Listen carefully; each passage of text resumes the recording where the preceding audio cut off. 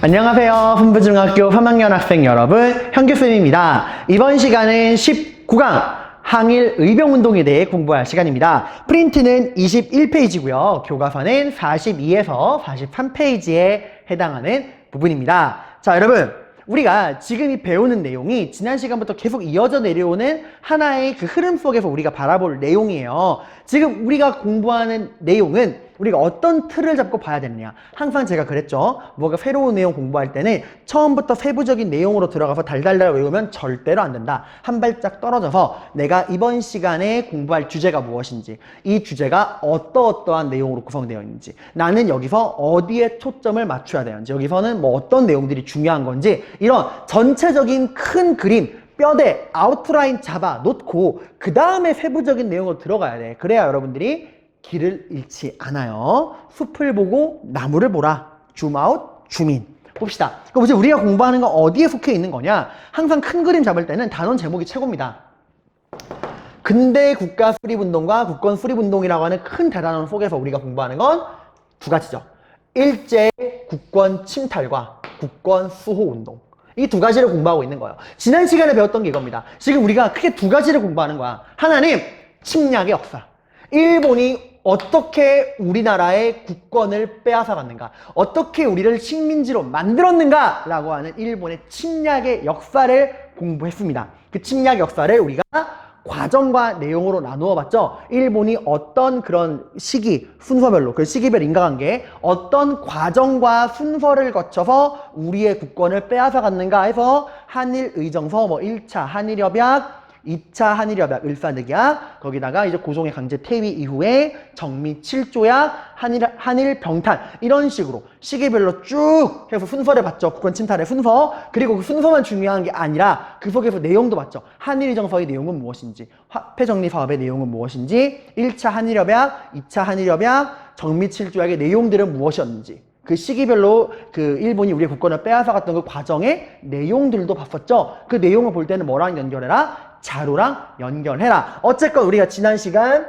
일본의 침략의 역사를 과정, 순서, 내용으로 나누어서 살펴봤습니다. 자, 침략의 역사를 공부했으니까 이제 뭐 공부할 차례일까? 여기서 끝나면 일본사죠. 우린 지금 한국의 역사를 공부하는 거잖아. 이러한 일본의 침략에 맞서서 우리가 나라를 지키기 위해서 어떻게 노력했는가? 저항의 역사. 비록 우리가 결과론적으로 말하면 나라를 뺏겼지만 그래도 우리가 그냥 뺏긴 게 아니에요. 일본의 이런 침략에 맞서서 나라를 지키기 위해 어떻게 노력했는가? 일본의 침략에 맞서서 나라를 지키기 위해 어떻게 노력했는가? 그 저항의 역사.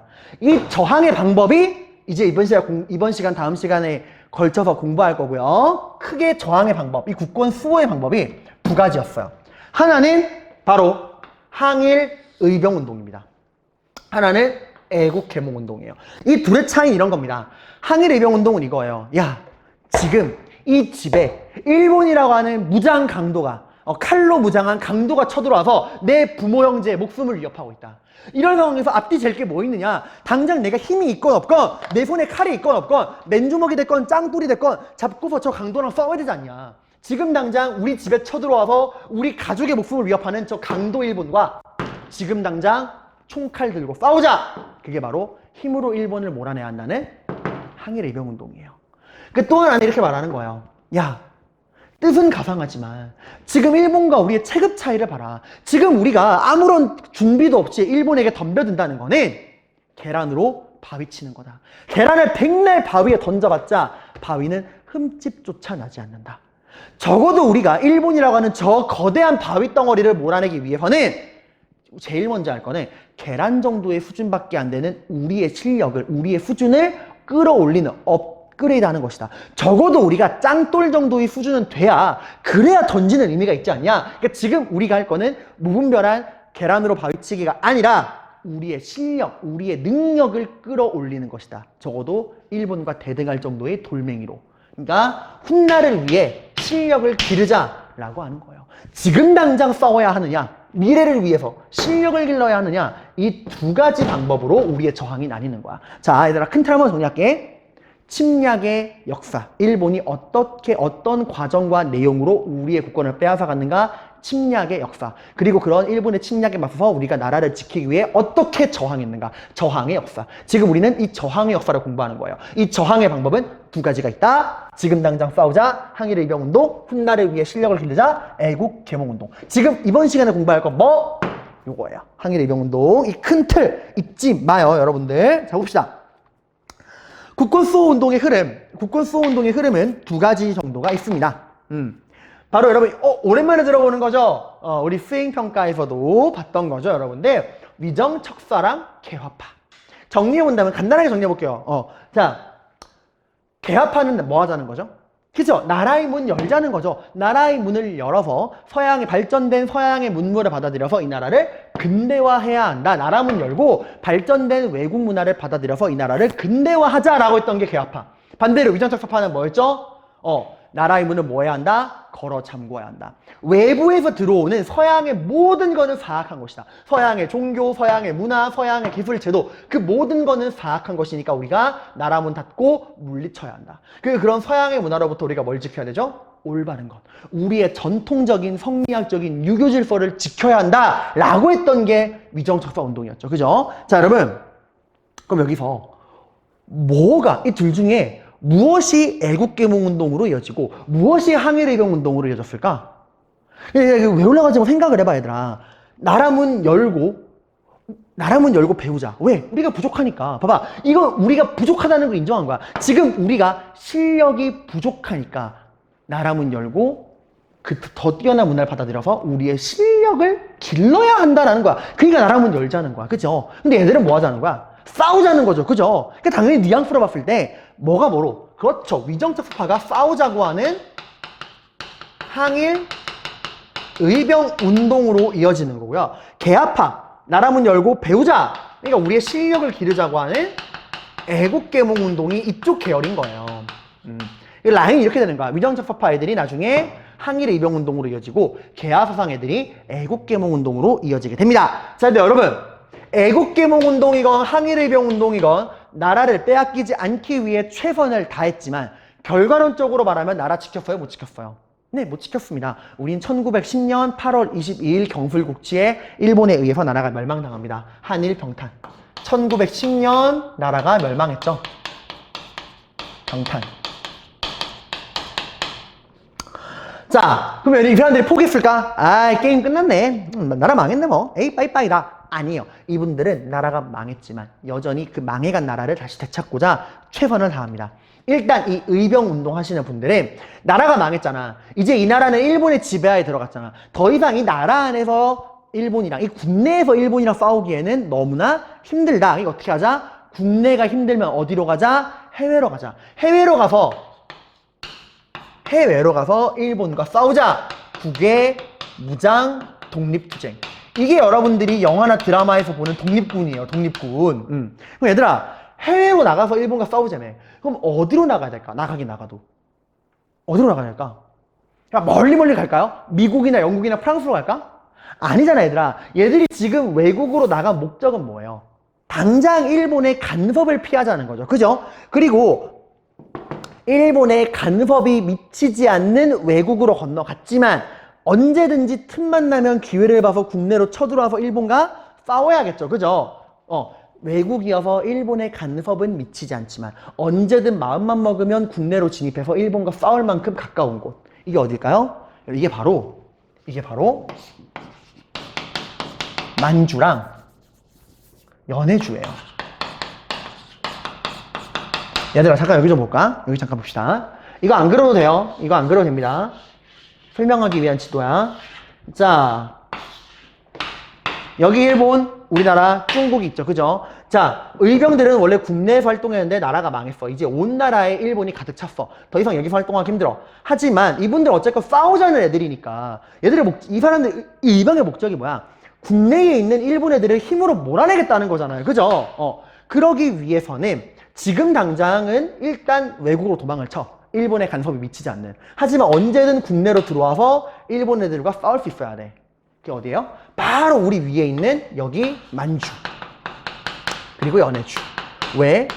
여기 만주는 누구 땅이야? 여긴 중국 땅. 연해주는 누구 땅이에요? 러시아 땅이야. 그러니까 여기서 있으면 일본이 잡으러 올 수 있어, 없어? 못 넘어와. 남의 나라잖아. 일본이 허락 없이 국경을 넘어서 만주랑 연해주로 가는 순간 중국, 러시아랑 전쟁을 해야 된단 말이에요. 그래서 벨티하듯이 만주랑 연해주의 근거지를 두고 들어와서 일본 톡 치고, 일본 애들이 아 뭐야 너 새끼야 뭐야 이러면 또 도망가는 거야. 나 잡아봐라 나 잡아봐라 이러고. 왜? 건너가는 순간 못 따라오니까. 또 일본이 일시려 가면은 또 벨티하듯이 가가지고 톡 때리고 튀고, 이런 식으로 만주랑 연해주의 근거지를 두고 무장 독립투쟁을 했다라고 하는 거예요. 자, 애국개몽운동분들은 나라가 망한 이후에도 똑같아요. 여전히 우리의 뭘 길러야 한다? 우리의 실력을 길러야 한다. 실력 양성운동으로 이어지게 됩니다. 이런 흐름이라는 거 기억해 두시고요. 자, 우리는 이번 시간에 이 항일의병운동에 대해 공부할 겁니다. 항일의병운동 투쟁의 흐름을 간단하게 정리해 볼게요. 수학 시간은 아니지만 제가 간단한 그래프를 하나 그리겠습니다. 여러분도 따라 그려보세요. 자, 의병운동의 흐름은 크게 세 가지야. 일단 처음에 쭉 진행이 돼요. 쭉쭉쭉쭉쭉쭉 올라갑니다. 자, 이렇게 쭉쭉쭉쭉 올라갈 때 크게 세 번의 의병이 있어요. 첫 번째 의병이 전기의병 혹은 을미의병이라고 부르는 의병입니다. 을미의병. 을미사병과 단발령에 반발해서 일어났던 최초의 의병이에요. 그 다음에는 을사늑약에 반발해서 있었던 중기의병 혹은 을사의병이라고 합니다. 이게 올라간다는 건 점점점 그 의병의 규모가 커진다고 하는 거예요. 그러다가 이 의병이 절정을 찍은 게 언제냐? 고종이 헤이그 특사 사건으로 고종이 강제 퇴위당하고 그 아들 바보훈종이 왕이 됐는데, 그 바보훈종과 일본이 맺었던 정미칠주야 기억나시죠? 대한제국의 차관을 일본인으로 임명하고 대한제국의 군대를 해산시켜라 라고 했던 그 정미칠조약에 반발해서 군대 해산해라라 그랬는데, 그 군인들이 인정해요 안 해요? 안 하죠. 니들이 뭔데 우리 보고 집에 가라 말아야? 우린 끝까지 나라를 지키기 위해 너희 일본 놈들과 싸울 거야 하고 해산된 군인들이 어디로 가? 의병으로 가요. 그래서 정미의병. 군인들이 합류하면서 더 강해진 거죠. 그러다가 이렇게 의병이 절정에 치달아요. 심지어 이 의병들이 뭐도 하느냐면, 얘들아, 이 의병들이 13도 창의군이라는 걸 만들어요. 그래서 나중에 공부할 건데, 서울로 가자 해서 서울 진공작전까지 펼칩니다. 그러니까 의병의 규모가 커지니까 의병들이 대규모 연합부대를 만든 다음에 서울로 쳐들어가려는 움직임까지 벌여요. 이걸 보고 일본이 이 의병놈들의 뿌리를 뽑지 않고서는 이 조선을 우리가 차지할 수가 없겠구나. 의병을 쓸어버린다 해서 의병을 초토화시키는 작전을 벌입니다. 그게 바로 남한 대토벌 작전이에요. 이게 언제 있었던 일이냐? 연도 외우라는 거 아닙니다. 1909년 나라 망하기 1년 전. 그러니까 이때 일본이 거의 10만에 가까운 병력을 동원해가지고 우리나라의 의병들을 때려잡기 시작을 해요. 그리고 의병들이 완전히 국내에서 초토화됩니다. 의병들이 초토화되니까 더 이상 일본의 침략으로부터 나라를 지킬 애들이 있어? 없어? 없잖아. 그래서 남한 대토벌 작전이 끝나고 겨우 1년 만에 나라가 어떻게 된 거예요? 망한 거예요. 한일 병탄. 자, 하지만 의병들은 포기하지 않았다고 했죠. 비록 나라가 망했지만 의병들은 어떻게 했죠? 국내에서 활동하기 힘드니까 어디로? 일본의 감시가 미치지 않지만 언제든 국내로 들어와서 일본과 싸울 수 있을 만큼 가까운 지역인 만주랑 연해주로 가서 독립군, 무장 독립투쟁을 계속하게 됩니다. 자, 이게 의병의 기본적인 흐름이에요.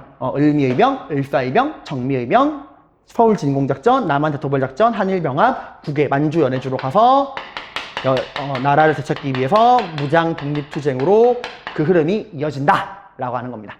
자, 이제 우리가 이번 시간에는 이 을미, 을사, 정미의병의 배경, 특징, 인물, 내용, 한계 등등을 나누어서 살펴보도록 하겠습니다. 자, 가볼까요? 자, 여러분, 그럼 우리 이제 항일의병운동의 전개 과정을 살펴보도록 할 겁니다. 우리가 크게 의병의 운동의 단계가 세 가지가 있다 그랬죠? 을미의병, 을사의병, 그리고 정미의병, 이렇게 3단계로 진행된다고 했죠? 을미의병, 을사의병, 정미의병. 이 각각의 의병 운동들이 전개되는 내용을 배경, 특징, 그리고 의병장, 한계, 전체적인 의, 이렇게 세부적으로 구분해 볼 겁니다. 이 각각의 의병들은 단독 문제로도 시험에 잘 나와요. 그러니까 항상 문제 이렇게 나와. 문제 얘들아, 단순하게 을미의병의 배경을 고르세요. 을미의병의 특징을 고르세요. 뭐 정미의병의 특징을 고르세요. 이렇게 안 나와요. 항상 어떤 자료를 줘. 그 다음에 다음 자료가 나타내는 운동에 대한 특징, 사건에 대한 특징으로 올바른 거를 골라라. 그렇게 나와. 여러분이 할 거는 그 자료를 보고 그 자료가 나타내는 게 을미의병인지 을사의병인지 정미의병인지 구분해야 돼요. 그리고 그걸 꼭 구분해야 되는 게 보기가 5개 나오잖아요. 예를 들어서 그 자료가 을미의병에 관한 거잖아?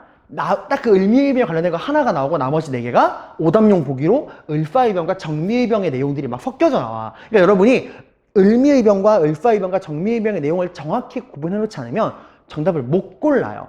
그 전에 일단 여러분 뭐부터 해야 돼? 그래, 그 자료를 분석해서 그 자료가 무슨 의병인지부터 알아야 될 거 아니야. 그래서 거기 프린트 보시면 항일의병운동에 전개해가지고 이렇게 표 나와 있고 그 맨 아래 쭉 아래로 내려가면 여러분들 제가 하트 표시 쳐놓고 항일의병투쟁 자료 읽기라고 해놨죠. 그죠?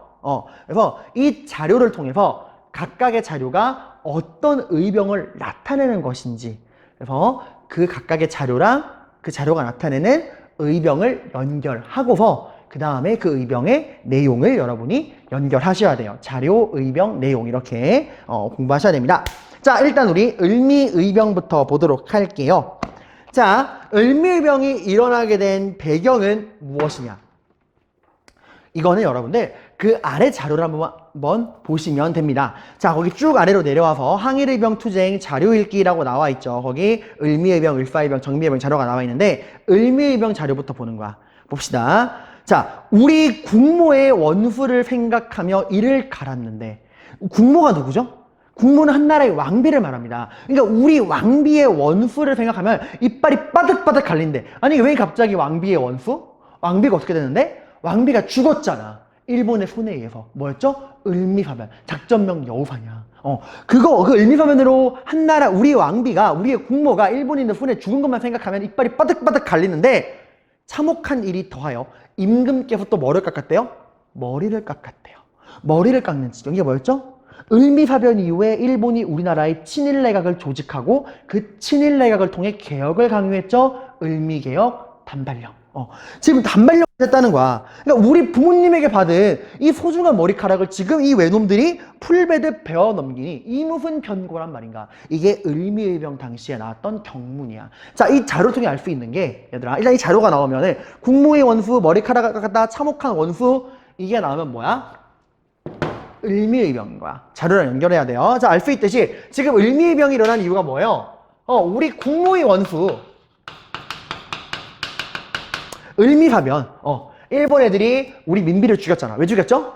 민비가 삼국간섭 이후에 러시아랑 붙어먹고서 친러 정책을 펴니까 그 삼국간섭 이후에 약화된 일본의 영향력을 강화시키려고 이런 일을 벌였었죠. 그리고 또 그 이후에 일본 애들이 우리나라에 친일내각을 만들고 을미개혁을 통해 머리카락을 잘라라 라고 하는 단발령을 해서 여기에 대한 반발로 의병이 일어났던 게 을미의병이죠. 그러니까 을미사변과 단발령에 대한 저항으로 일어난 게 을미의병이다 까지 일단 보시고, 특징! 얘들아 이거 잡아. 역사는 암기 과목이 절대 아니에요. 마냥 외우려고 하지 말고 생각을 해봅시다. 지금 이 의병을 일으킨 이유가 을미사변 단발령이죠. 을미사변과 단발령은 여러분들 이게 다 뭐랑 관련되어 있는 거야? 을미사변은 뭐죠? 이건 여러분들 유교적 관점에서 뭐냐면 충이에요. 내가 신하된 자로서 이 나라의 백성으로 이 나라의 신하로서 내 부모와 같은 존재, 임금과 왕실, 왕비, 임금과 왕비, 이 나라 왕실을 지키지 못했다. 내가 신하된 자로서 왕과 왕비님, 이 나라 왕실을 지키지 못했다. 이건 내가 뭘 지키지 못했다는 거야? 그쵸? 왕과 왕비, 왕실에 대한 충을 다하지 못했다는 거예요. 내가 이 왕비만을 지켜드려야 되는데 신하된 자로서 이 충성의 의무를 다하지 못했다라고 하는 거에 대한 분노야. 그리고 단발령은 왜 분노한 거죠? 머리카락 자르는 게 그렇게 열받을 일인가? 그냥 머리카락이 아니잖아. 누가 물려준 머리카락이죠? 내 부모님이 물려주신 내 소중한 신체잖아요. 그죠? 부모님이 물려준 이 소중한 신체를 지키지 못하고 저 외놈들에게 이 소중한 신체가 훼손당했다. 부모님에 대한 뭘 못 지킨 거죠? 부모님이 물려주신 내 소중한 신체를 지키지 못했으니까 이거는 효를 지키지 못한 거죠. 왕실에 대한 충성, 부모에 대한 효를 지키지 못했다. 충과 효를 지키지 못한 거에 대한 분노예요. 여러분, 이런 충과 효 어디에서 굉장히 강조하는 사상이죠? 그쵸. 유교, 성리학에서 굉장히 강조하는 사상이죠. 그죠? 이렇게 충과 효 같은 유교와 성리학적인 그런 이념을 목숨처럼 소중히 생각한 애들이 바로 누굽니까? 그쵸. 양반들이죠. 양반들. 그 양반, 그 위정척사 사상을 가진 양반들이란 말이에요. 이런 충과 효를 소중히 생각하는 양반. 양반들의 대부분은 그 외국 서양 문화를 배척하고 우리의 성리학적 전통적인 유교 질서를 지키고자 하는 애들이잖아. 그게 위정척사잖아요. 그죠? 서양의 사악한 문화로부터 우리의 전통적인 질서. 그들이 지키고자 하는 우리의 이 전통적인 질서가 뭔데? 그 성리학적인 전통적인 질서가 바로 이 충과 효잖아요. 이런 걸 지키지 못했다는 거니까 양반들 중에서도 이 위정척사 사상을 가진 양반들이 일어난 거야. 연결되죠, 여러분들?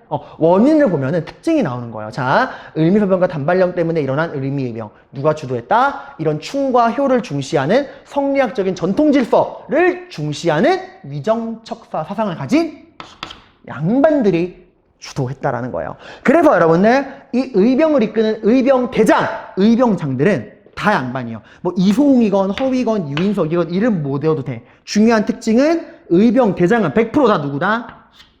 양반이라는 거예요. 물론 얘들아 오해하면 안 되는 게 백성들은 참여 안 했냐? 그건 아니에요. 얘들아 양반들의 숫자는 얼마 안 돼. 그치? 양반들이 나를 따르라. 국모의 원수를 갚자. 우리 부모님의 머리카락에서 난 일본에게 싸우자라고 양반들이 나를 따르라 하고 딱 대장이 됐어. 그럼 그 밑에서 실제로 싸우는 쫄병들은? 양반들이 쫄병 역할을 하진 않을 거 아니야. 쫄병들은 백성들이 하죠. 다만 그 백성들을 이끄는 의병 대장은 100% 다 누구다? 양반이라는 거예요. 평민 출신 의병장은 없습니다. 근데 이런 을미의병은 치명적인 한계가 있어요. 뭐냐면 이게 애초에 왕실에 대한 충성과 부모에 대한 효 때문에 일어난 거예요. 그러니까 이게 좀 근본적으로 이 나라의 근본적인 위기를 해결하겠다는 것보다는 내가 죽고 못 사는 성리학적인 이념을 니들이 방해했다 이거예요. 즉 이 말은 그들이 지키지 못한 충과 효라고 하는 이 성리학적인 이념, 그 가치만 충족이 되면은 이 의병은 언제든 그만둘 수 있다는 거예요. 나라의 근본적인 위기가 해결되느냐랑은 별개의 문제야. 내 성리학적 가치관이 지켜지냐 안 지켜지냐는 거네. 그 증거가 뭐냐? 고종이 여러분들 을미의병으로 우와 이 난리가 나니까 일본 애들이 을미의병 진압하려고 군대를 풀었잖아. 그래서 일본의 감시가 수월해진 틈을 타서 우리 고종이 아이지 기억나죠 여러분들? 공룡 옷 입고 도망갔잖아. 러시아 공사관으로. 그리고 고종이 러시아 공사관 도망친 다음 제일 먼저 한 게 뭐죠? 나는 을미개혁 인정할 수 있다 없다? 없다. 을미개혁은 일본 놈들이 내 아내를 죽이고 나를 협박해서 불법으로 시행한 개혁이다. 하고 을미개혁을 중단시켰잖아. 김웅집 죽이고. 단발령을 취소했어요. 고종이. 나 이제 안전하다. 나 을미개혁 인정할 수 없다. 하고 단발령 취소했습니다. 자 여러분, 단발령이 취소됐어요. 뭘 지킬 수 있죠 이제? 머리카락 자르지 않아도 되잖아. 부모에 대한 효가 지켜졌네요. 일단 첫 번째 문제가 해결됐어요. 그죠? 그리고 또 고종이 나는 이제 안전하다. 내 충성스러운 신하들아, 내 충성스러운 양반들아, 난 이제 안전하니까 너희도 이제 의병 그만두고 고향으로 돌아가라. 라고 고종이 러시아 공사관에서 이제 의병 그만하라고 의병 해산을 권고했어요. 자, 이 의병 해산은 지금 누가 얘기한 거죠? 그쵸. 누가? 왕이 얘기했잖아. 얘들아, 양반들 입장에서 왕은 어떤 존재입니까? 내가 충성을 다해서 섬겨야 되는 나의 주군이란 말이에요. 그죠? 그 왕께서 지금 나보고 그만하래. 그걸 따르는 게 뭐죠? 왕의 말을 따르는 게 뭡니까? 그게 바로 충이잖아요. 이 왕의 말을 따라야 뭐가 지켜지는 거야? 충이 지켜지는 거야. 자, 어느 순간 이 의병을 일으킨 효와 충, 이것 때문에 일어났는데 이걸 못 지켜서 그들이 지키지 못했던 효와 충이 지켜지게 됐네요. 더 이상 이 양반들이 의병 운동을 지속할 이유가 있습니까? 없습니까? 없죠. 해산했어요. 거짓말처럼 다 해산해버립니다.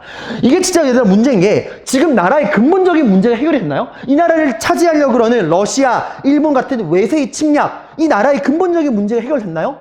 아니잖아. 해결된 건 아무것도 없어. 근데 그들이 중시하는 이 성리학적인 그 전통적인 유교 질서, 그 충과 효라고 하는 유교 질서가 지켜지니까 그만둔 겁니다. 바로 양반들이 주도했다. 그들은 여전히 뭐에 갇혀있다? 성리학적인, 전통적인, 이 봉건적인 유교 사상의 틀 안에 갇혀있는 거예요. 이렇게 된 겁니다. 한계입니다. 자, 이게 이제 을미의병입니다. 자, 여러분, 을미서병과 단발령이라고 하는 이 배경을 꼭 기억해 두세요. 그리고 누가 주도했다? 성리학적 가치관을 중시하는 양반들이 주도했다. 그래서 이런 한계가 있다. 굉장히 허무하게 끝났다라고 하는 거야. 자료도 연결해놔. 자료도. 자, 을사의병, 두 번째 의병입니다. 을사의병은 왜 이러느냐? 간단해요. 일본이 여러분 러일 전쟁에서 승리하고 나서 우리나라에게 뭘 뺏어갔습니까? 우리의 말할 수 있는 권리, 외교권을 빼앗아가고 우리를 벙어리로 만들었죠. 이게 바로 뭐였죠?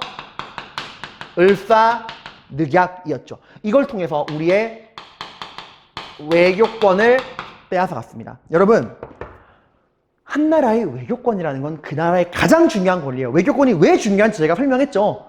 우리는 이제 아무 말도 못하는 벙어리가 된 거야. 그리고 누가 우리 대신해서 말해? 일본이 우리를 대신해서 말합니다. 일본의 말이 곧 우리의 말인 거예요. 근데 내가 조건식으로 중요하지 않아. 일본이 나 청나라에게 간도를 넘겨줄래? 이러면 그게 결국 우리의 말이 되는 거예요. 그래서 당시 조금이라도 생각이 있는 사람들은 와, 나라가 망했구나. 이 외교권이 뺏긴 걸 나라가 멸망한 거랑 똑같이 받아들였어요. 이제 여기서 우리가 저항하지 않는다면 이대로 나라는 정말 끝이다 라는 위기가. 그래서 실제로 이때 뭐 항일의병운동 이건 여러분들 실력을 기르자는 애국개몽운동 이건 본격적으로 시작된 게 이때부터예요. 이때부터 정말 국권수호 운동이 본격적으로 시작이 됩니다. 그만큼 심각한 위기였다는 거예요. 자, 여러분들 그래서 더 이상 얘들아 이제는 양반들만의 문제가 아니야. 이 나라 모든 온 국민 모두의 문제가 된 거예요. 그래서 특징 을사의병은요. 이 을사늑약에 반발해서 이 외교권이 빼앗긴 을사늑약에 반발해서 일어난 거잖아요. 양반들도 여전히 의병을 일으켜요. 지도층으로서의 의무감. 하지만 더 이상 백성들은 이제 뒷짐지지 않아. 백성이 아니죠. 이제 평민입니다. 뒷짐지지 않아요. 그전에는 그냥 양반들이 나를 따르라 했을 때 내 나으리 하고 우와 따라가는 쫄병 역할만 했다면 이제는 양반들 뒤에 숨어있지 않는 거야. 우리가 이 나라의 주인이다. 더 이상 너희 양반들에게만 나라를 지키는 걸 맡길 수 있다? 없다? 없다. 이 나라를 지키는 거 우리 손으로 직접 하겠다. 왜 평민들이 나섰을까? 이런 위기 상황 속에서 더 이상 뒷짐질 수가 없는 거예요. 거기다가 을미의병 때 양반들, 지도자라고 하는 양반들이 얼마나 허무하게 의병을 그만뒀는가 봐왔잖아. 거기에 대한 실망감으로 평민들이 직접 의병을 조직을 해요. 그러니까 얘들아, 양반들도 의병을 조직하는 건 마찬가지지만 을미의병에 비해 을사의병의 가장 중요한 차이점. 이제 누구도 평민들도 의병을 주도하기 시작했다는 거예요. 평민 출신에 뭐가 나오는 거야? 평민 출신의 의병 대장이 나오는 거예요.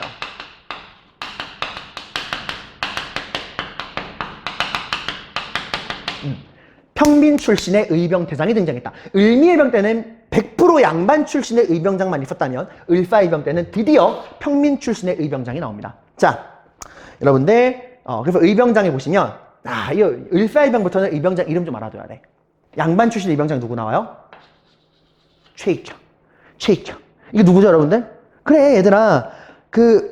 위정적사 운동할 때 일본의 강화도 조약에 반대했던 개항반대 운동할 때 외양 일체론을 주장하면서 내복을 칩시오 했던 그 사람 있죠? 꼬장꼬장한 그 사람.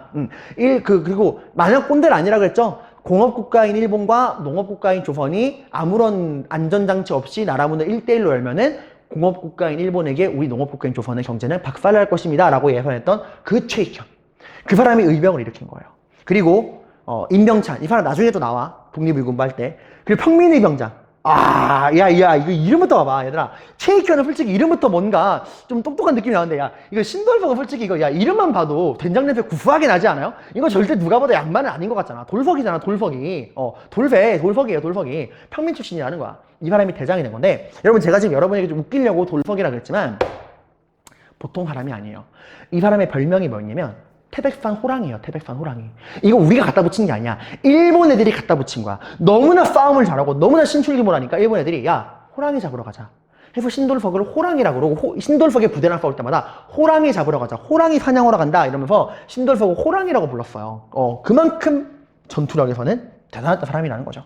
자, 여러분 아무튼 여기까지 보고 이 을사의병도 마찬가지로 자료를 연결해야 돼. 그냥 을사의병의 특징으로 올바른 거를 고르세요. 그렇게 안 나와. 자료 봅시다. 그 아래 항일의병 투쟁 자료 읽기 볼게요.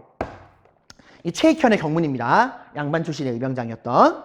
최익현은 을미의병 때 안 나와. 을사의병 때 나오는 거야. 자, 봅시다. 오호라. 작년 10월에 저들이 한 행위는 만고에 일찍이 없던 일로서 억압으로 한 조각의 종이에 여기 억압이 아니라 억압이에요. 죄송합니다. 억압으로 한 조각 종이에 조인하여 500년 전에 오던 종묘사직이 드디어 하룻밤 사이에 망했으니 여러분 이 재료가 딱 나왔어. 한 조각 종이에 조인하여 하룻밤에 나라가 망했다 라고까지 만약에 나왔어. 이것만 나오면 대부분의 친구들이 나라가 망했네? 한일 병탄이네? 라고 생각해요. 아니에요. 비유법이야. 비유법. 당시 사람들은 외교권이 빼앗긴 걸 나라가 망한 거랑 동급으로 취급했다 그랬죠. 한 조각 종이에 나라가 망했다. 이 한 조각 종이가 말하는 건 을사늑약이에요. 그러니까 이거 을사늑약을 말하는 거지 한일 병합 말하는 게 아니야. 그 뒤에 봐봐. 점점점 하고 뒤에 나오잖아요. 우리에게 이웃나라가 있어도 스스로 주장하지 못하고 타인을 시켜 감독하게 하니.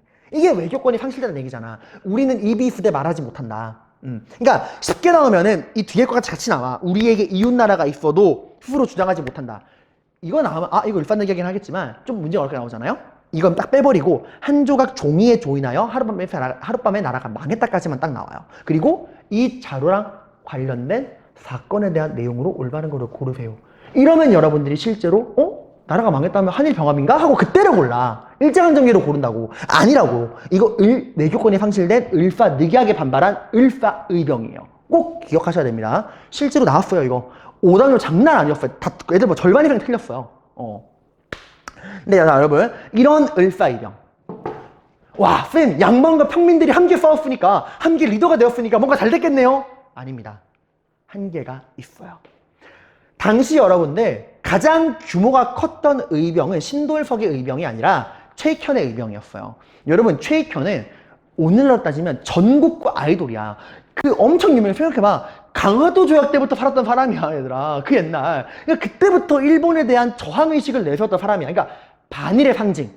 반일하면 최익현 하는 그 상징성이 있단 말이야. 그 최익현이 나를 따르라. 나라를 구하자 했을 때 이 사람 한 명 밑에 모인 의병이 5,000명이었다 그래 얘들아. 오늘날처럼 페이스북이나 SNS가 있는 것도 아니야. 그냥 이 종이 한 장 오호라 작년 10월에 이거 글만 써가지고 뿌렸는데 최익현에게 당신을 믿고 싸우겠습니다 하고 밑에 5,000명의 의병이 모인 거예요. 어마어마하죠 여러분들. 야 지금 내가 만약에 페이스북에다가 나를 따르라 이런 몇 명이나 모이겠어요 여러분들. 10명은 모일까요? 그 옛날에 5,000명이 모인 거야. 그 최익현의 의병은 딱 이렇게 하는데 이 최익현의 부대 앞에 이 최익현의 의병을 진압하러 온 게 바로 누구였느냐? 일본군이 아닙니다. 우리 대한제국 정부군이었어요. 아니 이게 무슨 말도 안 되는 소리입니까? 나라를 구하겠다고 일어난 의병을 정부군이 진압을 하다니요. 당시 우리나라의 국권은 일본에게 거의 다 넘어갔죠. 당시 이제 일본에 이제 우리나라의 외교권이 뺏기고 초대 통감으로 온 이토 히로부미가 보통 사람이 아니야. 머리를 딱 굴린 거예요. 그래서 그러니까 우리나라 정부한테 협박한 거야. 야! 지금 니네 나라에서 일어난 반란을 진압하는 건데 이걸 왜 우리 일본만 해야 돼? 우리도 하겠지만 너도 같이 해. 야 고종 대한제국 너희도 군대 보내 해서 최익현의 의병 앞으로 대한제국의 정부군과 일본군이 같이 온 거야. 일본이 영악한 거죠. 동족상장 벌이려고 한 거야. 여러분이 최익현입니다. 여러분은 나라를 구하기 위해 5,000명의 의병을 이끄는 대장이 됐어요. 근데 여러분 앞으로 여러분을 잡으러 온 게 여러분이 양반으로서 평생 충성을 다해 섬긴 주상전하 황제폐하가 보낸 군대가 같이 온 거예요. 일본군이랑. 어떻게 할까요 여러분이면? 어떻게 할 것 같아요? 되게 다양한 의견을 얘기하더라고요. 쌤 그러면 당장은 도망쳤다가 우리나라 정부군 없을 때 일본 놈들만 때리면 안 돼요? 일본이랑만 싸우면 되죠? 이렇게 말하는 친구도 있고 막 다양한 의견을 내던데 최익현의 선택은 뭐였느냐? 항복. 나는 양반으로서 황제폐하의 충성스러운 신하로서 내 어찌 황제폐하께서 보낸 군대에 신하의 몸으로 불경하게 황제폐하의 군대에게 총을 겨눌 수 있겠는가? 그것은 반역이다. 불충이다. 그런 짓을 저지를 순 없다. 항복하겠다. 하고 항복했어요. 그리고 최익현은 일본에게 블랙리스트 1이야. 잡아갑니다. 일본 어디로 잡아가냐? 대마도 알죠? 대마도로 잡아갔어요. 근데 이분 대단한 게 잡혀가면서 나이가 몇 살인지 알아요? 79살. 얘들아, 그 당시 79살이면 오늘날 100살 먹은 노인네요. 그 당시 79살 그 노인네가 끌려가서도 나는 너희 외놈들이 주는 밥은 먹지 않겠다. 단식 투쟁을 합니다. 일본이 강제로 먹이려고 되는데 너희가 나한테 강제로 먹이는 순간 혀 깨물고 죽을 거다. 라고 했어요. 그래서 일본 너희들이 주는 밥은 먹지 않겠다. 그래서 그 노인네가 거기서 단식 투쟁하다가 굶어 죽었어요. 여러분 우리 솔직히 한 끼만 굶어도 미칠 것 같지 않아요? 한 끼만 굶으면 짜증나더라고요. 막 밥 안 주면. 근데 단식 투쟁에서 스스로 목숨을 끊은 거예요. 정말 대단한 사람이죠. 한평생을 본인의 신용으로 한 사람이야. 근데 얘들아, 이게 왜 한계냐? 개인으로 보면은 와, 최익현 진짜 멋있다 할 수 있는데, 야, 이 사람 스스로는 멋있는 죽음이었겠지. 이 사람을 따르는 5,000명의 의병들은 어떻게 된 거예요? 대장이 항복했어. 이 사람을 믿고, 얘들아, 그 5,000명의 일반 백성들, 평민들, 병사들은 이 사람을 믿고 목숨을 맡긴 거야. 대장을 목숨을 맡긴 거잖아. 함께 싸우자고. 그럼 대장이 항복해버린 거야. 어떻게 되는 거예요? 이 5,000명의 일병들은 다 죽거나 일본에게 붙잡히거나 도망치거나 했어요. 거의 다 죽었어. 일본에게 붙잡혀가지고. 너무 무책임한 거 아닙니까? 개인으로서 멋있을 수 있지만 5,000명의 의병을 이끄는 대장으로서는 무책임한 행동이죠. 이 사람 역시도 뭐에 갇혀 있는 거야? 신하로서 왕에게 충성을 다해야 한다. 왕이 보낸 군대에 칼을 걸었다. 야, 지금 왕이 보낸 군대가 아니잖아. 사실 일본이 보낸 군대지. 그렇지만 그 봉건적인 성리학적인 유교 사상, 봉건적인 유교 사상의 틀 안에 갇혀 있는 거예요. 여전히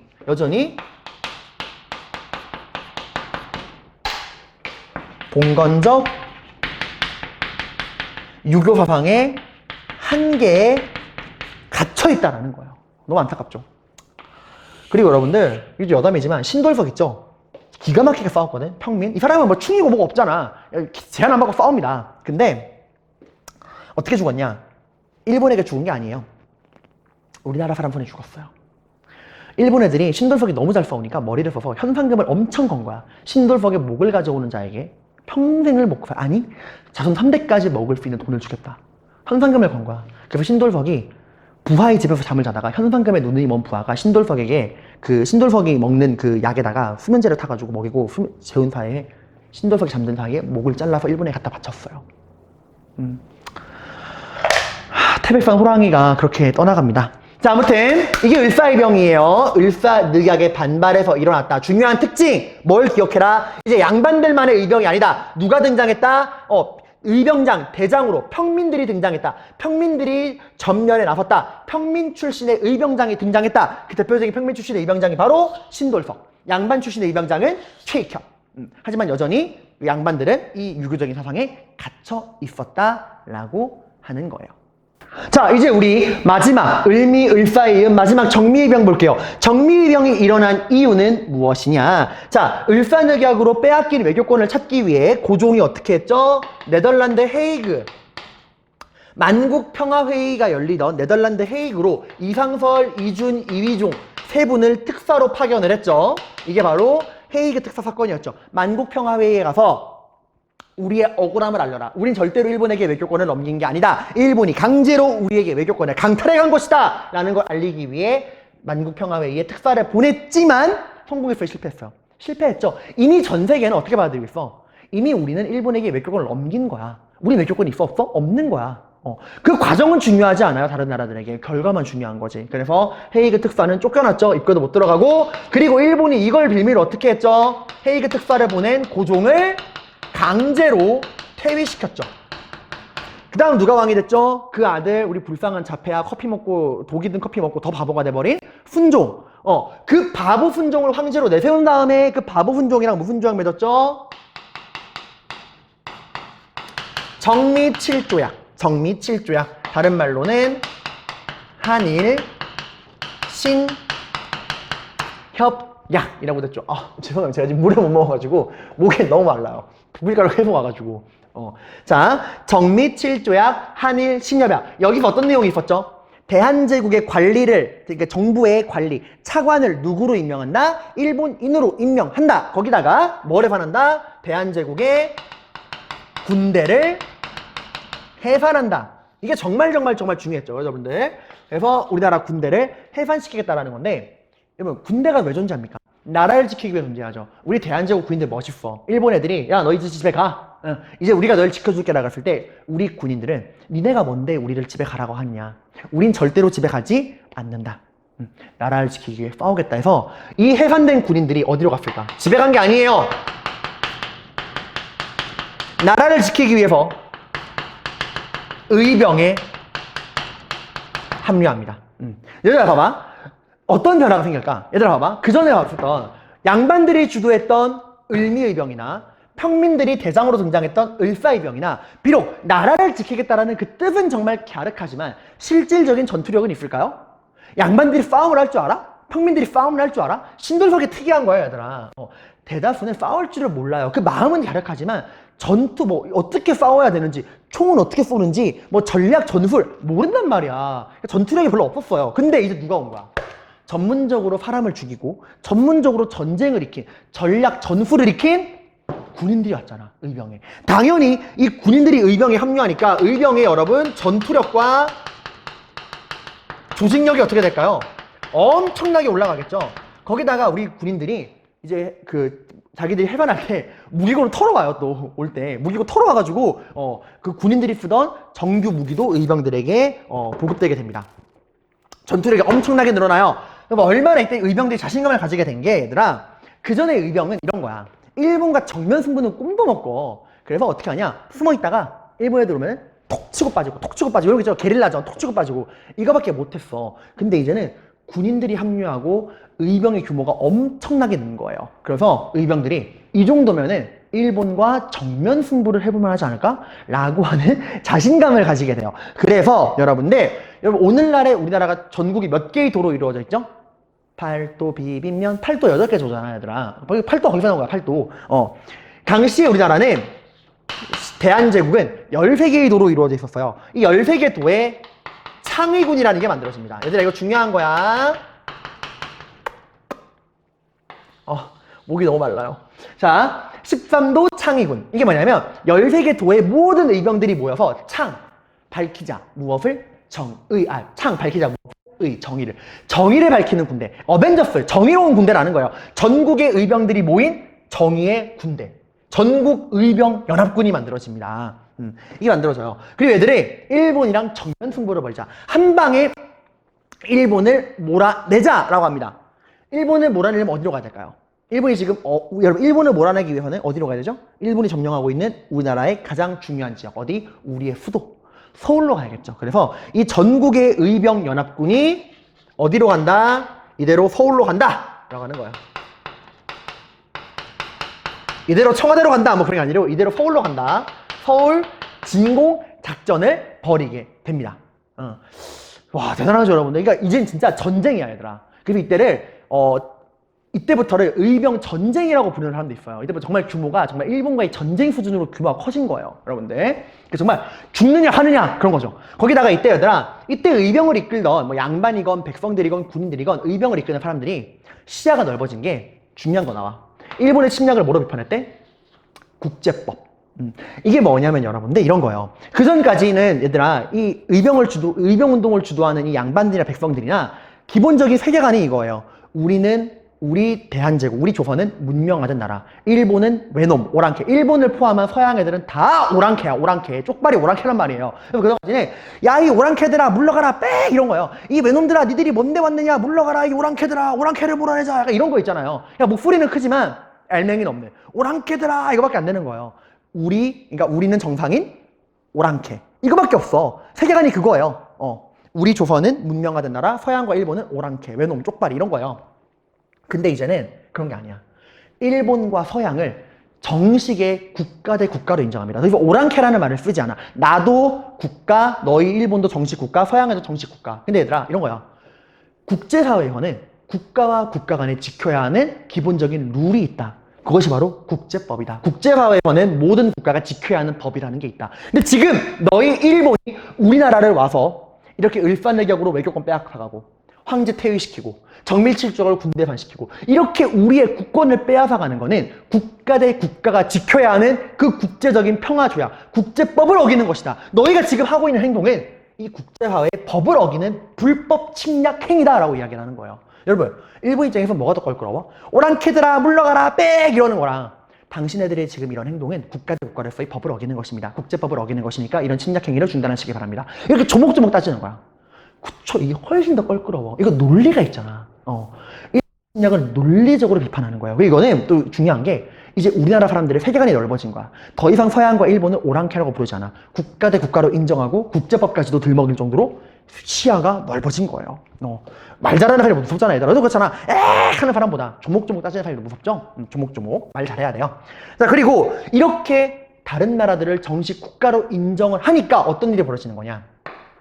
서양 애들에게, 그동안 오랑캐라고 보셨던 서양 애들에게 편지를 쓰는 거예요. 영국 대사에게, 프랑스 대사에게, 미국 대사에게 보냅니다. 우리 의병은 불법 테러리스트가 아닙니다. 당시 일본이 뭐라 그랬냐면, 일본은 이때부터 언론전을 펼쳤거든. 외교권을 빼앗은 다음에 우리는 대한제국과 평화롭게 조약을 맺고서 정식으로 외교권을 넘겨받았다. 근데 이런 정식 조약을 인정하지 않는 몇몇 불순한 테러리스트들이 스스로를 의병이라 부르고 이 나라의 평화를 해치고 있다 라는 식으로 이야기를 해왔거든. 그거 반박하는 거야. 우리는 테러리스트가 아닙니다. 오히려 법을 어기는 건 일본입니다.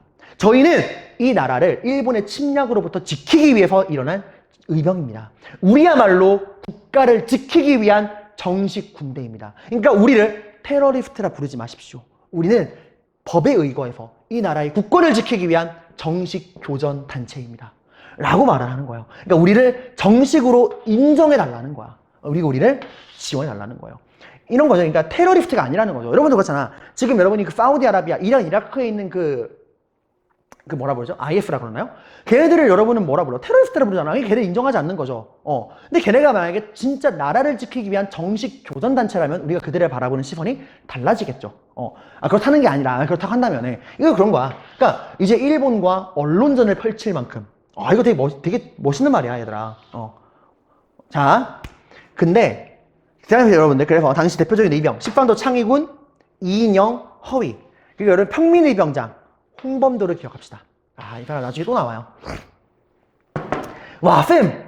아니, 양반의 평민의, 이제는 군인들까지, 와, 전국의 의병들이 모이고, 서울 진공작전 펼치고, 군인들이 들어와서 전투력도 강해지고, 일본의 침략도 법으로 비판하고, 다른 나라랑 외교적 협력까지 하고, 이제 뭔가 됐네요. 멋있다! 할 수 있는데, 정미의병도 여러분들 한계가 있어요. 이게 성공했다면 나라가 안 망했겠지. 어떤 한계가 있느냐? 여전히 양반들, 이 의병을 이루는 양반들은 이 신분 질서에 갇혀 있어요. 여러분, 근데 냉정하게 말하면 지금 내가 얘들아 양반 출신의 의병장, 평민 출신의 의병장이라는 말은 쓰지만 이 시대에 신분이 존재합니까? 아니에요. 이미 신분은 얘들아 갑오개혁 때 법적으로 사라졌어. 그냥 사람들 마음속에만 남아있는 거야. 나 원래 양반 출신이었어. 나 원래 평민 출신이었어. 라는 거는 마음만 존재하는 거야. 근데 그게 좀 중요한 거예요. 나라를 지키겠다고 모인 거잖아. 이미 신분제는 사라졌고 나라 지키겠다고 모였으면 옛날에 나의 신분이 양반이었건 백성이었건 천민이었건 그게 뭐가 중요하겠어요. 근데 그게 중요했어. 모였잖아. 여기에는 평민 출신의 의병장도 있을 것이고 전국 의병들이 모였으니까 양반 출신의 의병장도 있을 거 아니야. 조화를 못 이룹니다. 양반 출신의 의병장들이 얼마나 거만했냐면은 진짜 있었던 일이요. 여기 딱 같이 모였을 때 평민 출신의 의병장이 양반 출신의 의병장을 보고 그냥 고개만 까딱한 거예요. 그럴 수 있는 거 아니야? 그 자리에서 목을 뱄어요. 어디 천한 평민놈 새끼가 양반 보고 제대로 인사도 안 하냐. 띠용? 실화입니다. 그리고 작전회의는 양반들끼리만 했어요. 평민 출신의 의병장은 작전회의에 껴주지도 않았어요. 어디 평민이 양반이야 맘먹으려냐고. 여러분이 평민 출신의 의병장이면 이런 차별을 당하고 함께 싸울 수 있겠습니까? 싫죠. 그래서 홍범도를 비롯한 진짜 실질적인 전투력, 싸움을 평민들이 훨씬 잘해. 의병장들이 싸우기도 전에 이런 차별을 당하고 싸울 수 없다. 이런 정신 나간 양반들이랑 함께 할 수 없다 그러고 싸우기도 전에 떠나갔어. 거기다가 얘들아 이 얘기만 할게요. 계속. 총대장이 이인영이었거든. 13도 창의군이 서울로 진공하기로 했죠. 이거 실행도 안 돼 얘들아. 하지도 못해.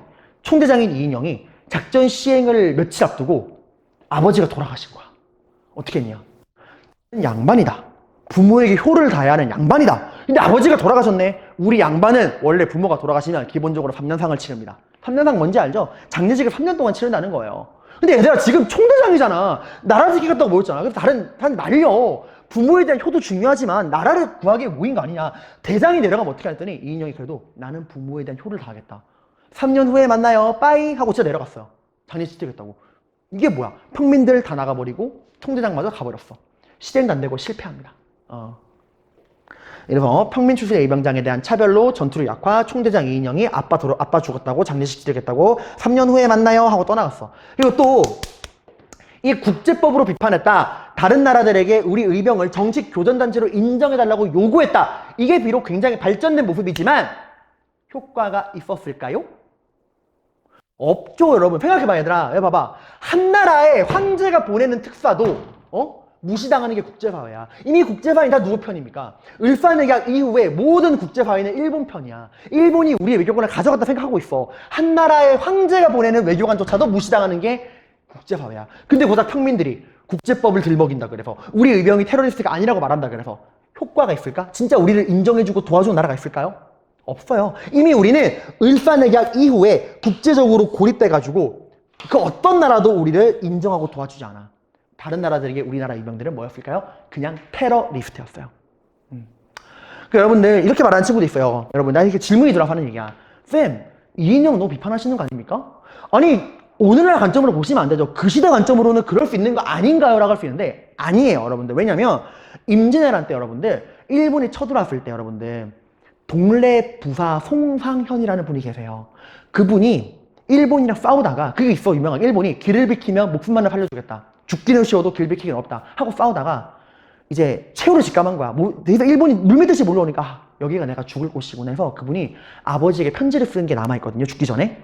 이런 내용이야. 아버지, 제가 아버지의 아들로서 부모보다 먼저 죽는 건 끔찍한 불효이나 나라를 지키는 지방관으로서 저 외적들 앞에서 등을 돌릴 순 없습니다.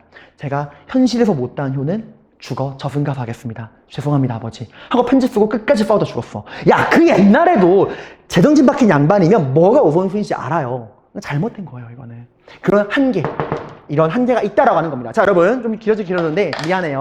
중간에 끊으면 애매해서. 자 우리 지금 항일의병운동 봤습니다. 뭐 봤죠? 을미의병, 을사의병, 정미의병 봤죠? 각각의 의병들의 일어났던 배경, 을미소변 단발령, 을사늑약, 헤이그 특사, 정미칠주약, 군대해산 이런 배경, 특징, 누가 주도했느냐, 양반이냐, 양반과 평민이냐, 군인들까지 함께했느냐 이런 특징, 대표적인 의병장 한 개까지 여러분들이 알아두셔야 돼요. 의인은 아래 나오죠. 하나 똑같죠. 의인은 간단해요. 광범위한 계층이 참여하는 전국민적인 투쟁으로 신분 직역을 초월했고 국외 무장투쟁으로 계승되었다라고 하는 겁니다. 다음 시간에 나머지 내용들 1907년 이후의 저항과 근대 의열투쟁 마무리 해보도록 할게요. 고생하셨습니다.